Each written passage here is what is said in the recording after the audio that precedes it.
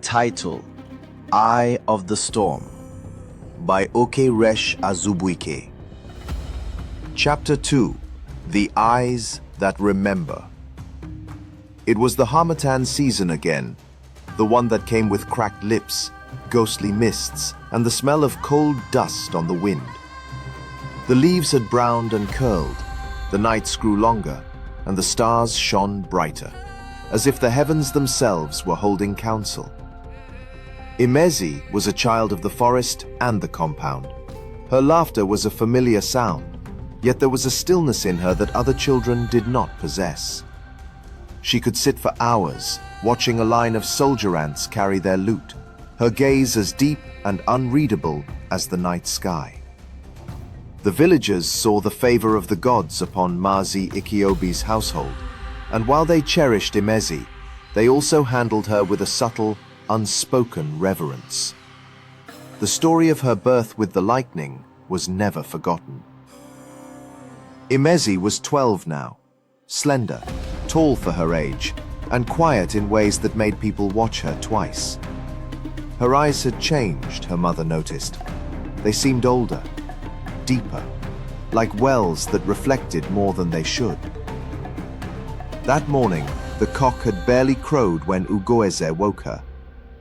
"Come, Wam, help me prepare the herbs for your father's friend, Ogbu." His cough has returned. Imezi followed her mother to the hut behind their compound, where shelves of gourds, calabashes, and clay pots sat like sleeping spirits. The smell of crushed leaves and dried roots filled the air, sharp, earthy, familiar.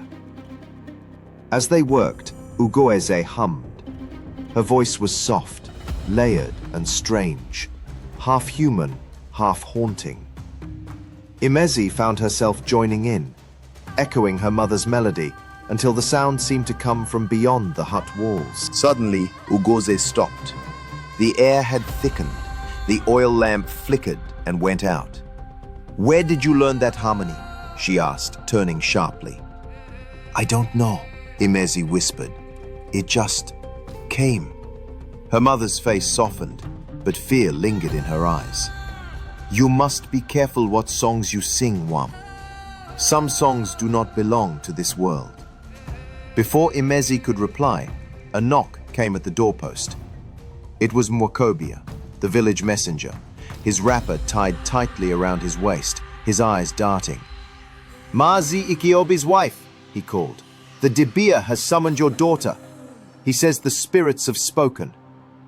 Stiffening. Ugoze stiffened. "The Dibia? At this hour?" "Yes, he says it cannot wait." The Dibia's hut sat at the edge of the forest, where the shadows thickened and the air always smelled of incense and secrets. Dibia Nwokedi was an old man whose beard had gone white before the last famine. His hut was lined with charms, cowrie shells, bones, feathers, and a great mirror carved from obsidian stood in the center, like a portal to another world. When Imezi entered, he did not look up. He was grinding something in a mortar, humming under his breath. After a while, he spoke. "Sit down, child of Ikiobi. The earth remembers your feet." Imezi obeyed, her small hands clasped together. He turned at last, his eyes pale as smoke. "You were born in the storm, Nwam. Do you know what that means?" She shook her head. "It means," he said, "that the world trembled when you came. Storm children are rare. They are bridges between what was, what is, and what will be. But bridges, they carry heavy things." He placed the pestle down and took a small gourd from the shelf. "Drink." She hesitated. "What is it?" "Truth," he said simply. The liquid was bitter and burned her tongue. For a moment, nothing happened. Then, the hut began to blur. The air thickened, and her breath caught in her throat. She saw visions, flashes of faces and places she had never known, a great river lined with chained men, ships with white sails, smoke rising over burning villages, a strange city with lights like fireflies trapped in glass. She screamed. When she opened her eyes, she was back in the hut. Norgedi was watching her closely. "You saw them," he murmured, "the echoes of what is to come. The world will change, and you will walk through it all." "I don't understand," she whispered. "Why me?" The Dibia smiled sadly. "Because you are Eye of the Storm, the eye that sees but is not broken. You will outlive your seasons, child, but you must guard your heart, for it will know too much." Tears rolled down her cheeks. "I don't want to live forever." He placed a hand on her head.